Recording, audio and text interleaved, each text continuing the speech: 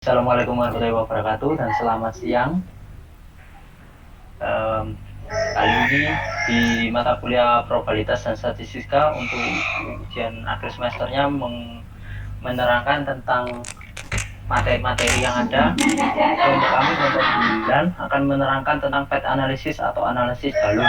Terlebih dahulu kami akan menggunakan anggota kelompok kami, dimulai dari saya Muhammad Rizal dengan NIM 051214048. Saya Dani Surya Saputra dengan NIM 19051214005. Dan saya Rangga Prasetya dengan NIM 1905 1214 056.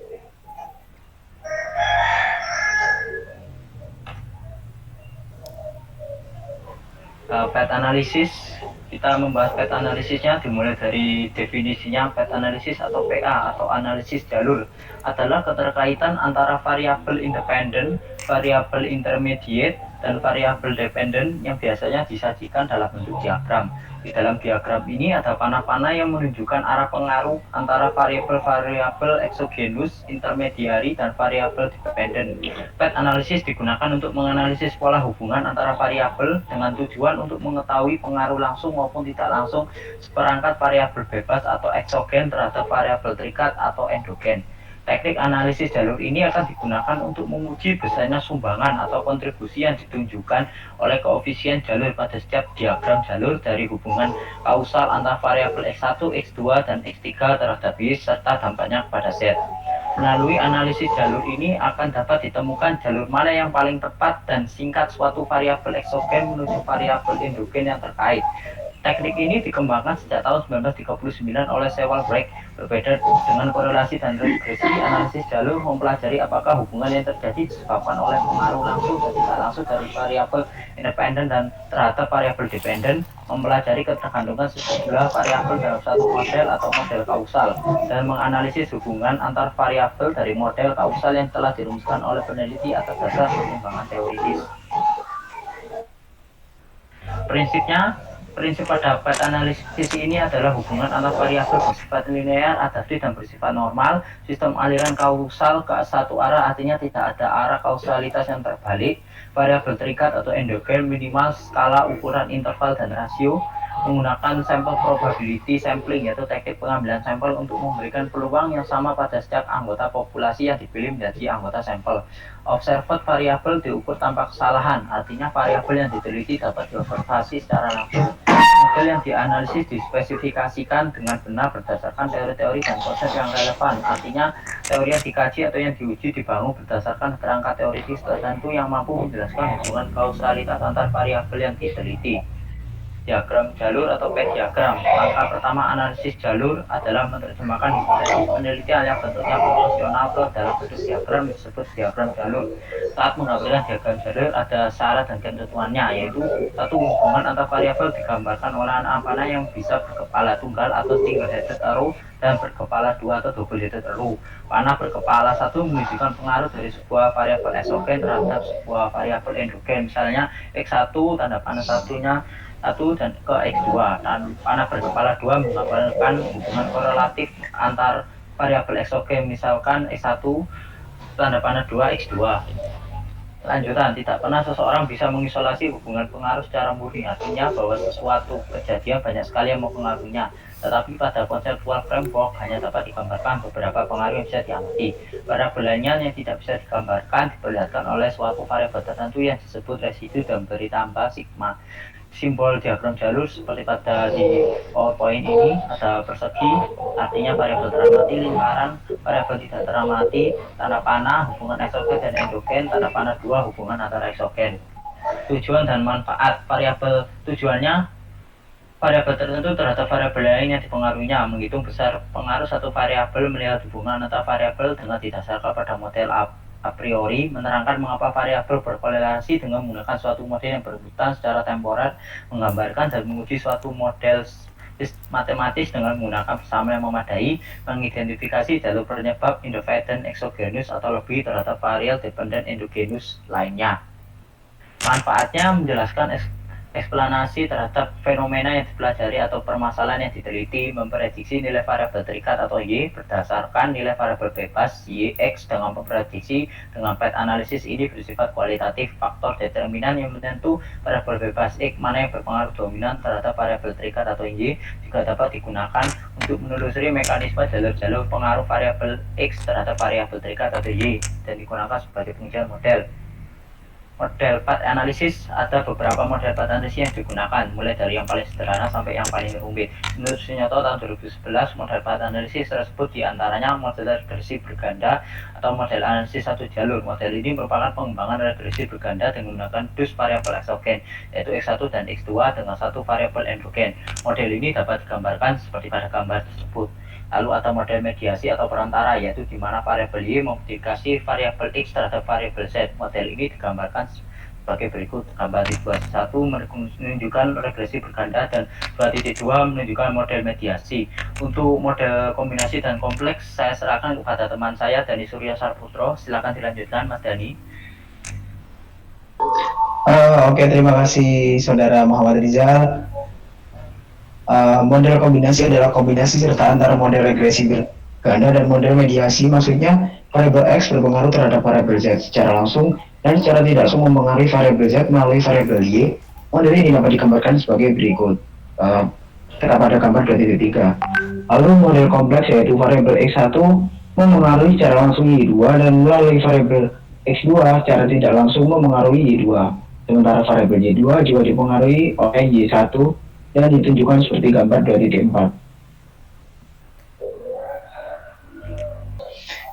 Sebelumnya saya minta maaf soalnya tidak bisa melanjutkan on cam dikarenakan gangguan sinyal, maka saya lanjutkan dengan off cam. Lanjut asumsi analisis jalur. Yang pertama ada linear, aditif sebab akibat, 2 error saling bebas, 3 hubungan kausal tidak timbal balik, 4 skala minimal interval, 5 diukur tanpa kesalahan dan spesifikasi tepat dan juga sesuai konsep yang relevan.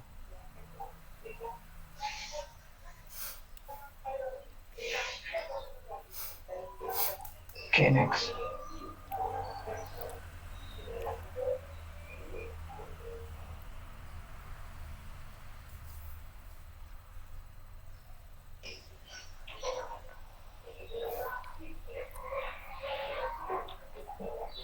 Nah, ini ada contoh soal peta analisis. Penelitian melibatkan 3 buah variabel X1, X2, dan X3 untuk mengungkapkan hubungan antara ketiga variabel ini. Peneliti mempunyai proposisi hipotetik bahwa antara X1 dan X2 terdapat kaitan korelasional dan keduanya secara bersama-sama mempengaruhi X3. Data hasil pengukuran dalam skala pengukuran interval melalui sampel acak berukuran 15 adalah sebagai berikut. X3 205, 206, 254, 246, 201, 291, 234, 209, 204, 216, 245, 286, 312, 265, 322, X1 26, 28, 35, 31, 21, 49, 30, 30, 24, 31, 32, 47, 54, 44, 2, X2 159, 164, 198, 184, 150, 208, 184, 154, 149, 175, 192, 201, 248, 166, dan 287.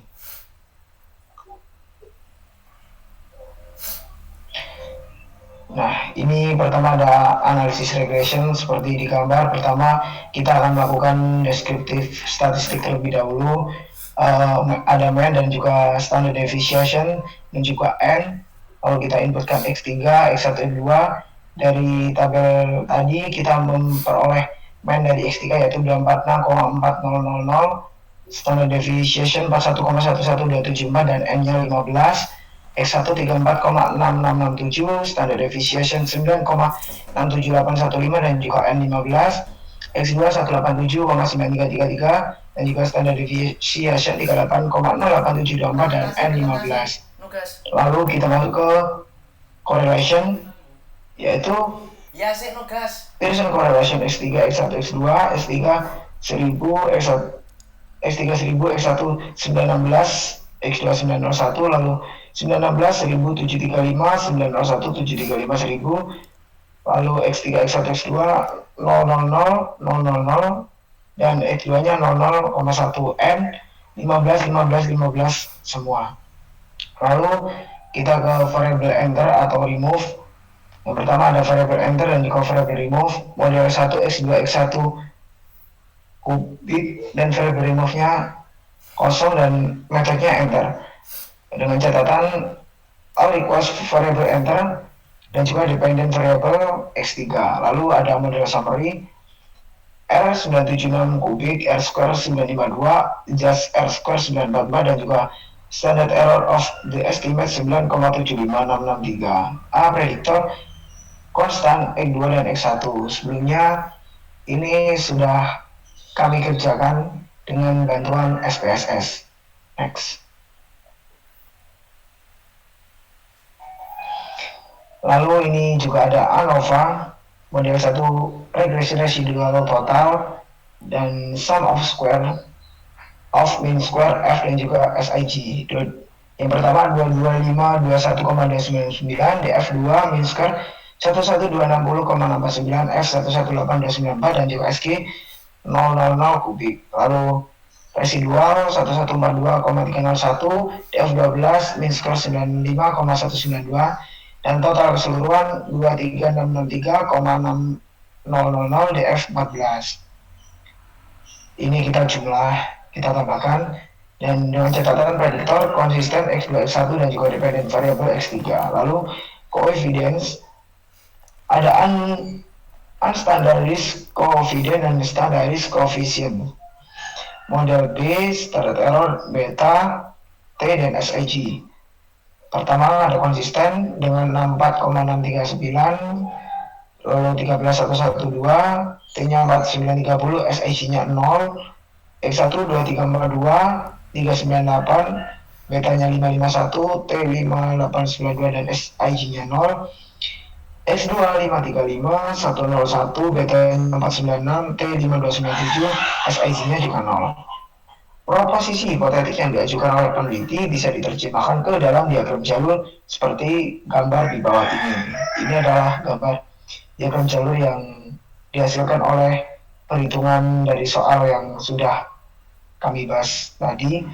Diagram jalur ini terdapat dua variabel eksogen X1 dan X2 serta sebuah variabel endogen yaitu X3. Next.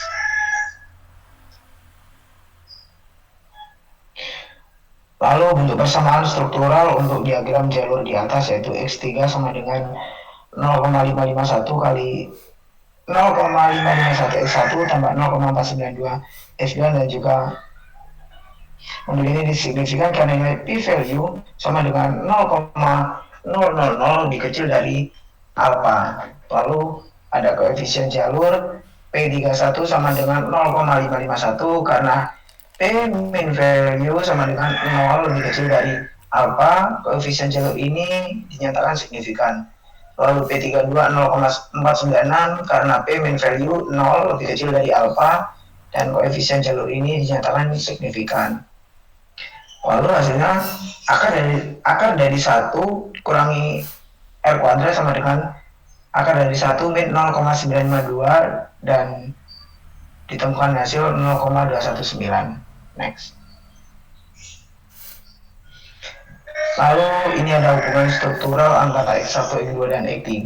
Ini ada diagram jalurnya. Lalu interpretasinya pengaruh langsung dari X1 terhadap X3 sama dengan 0,551 dikali 0,916 dan mendapatkan hasil 0,5047. Lalu pengaruh langsung dari X2 terhadap X3 sama dengan 0,496 dan 0,901 ditemukan hasil 0,4469. Untuk selanjutnya akan dilanjutkan oleh saudara Rangga Prasetya.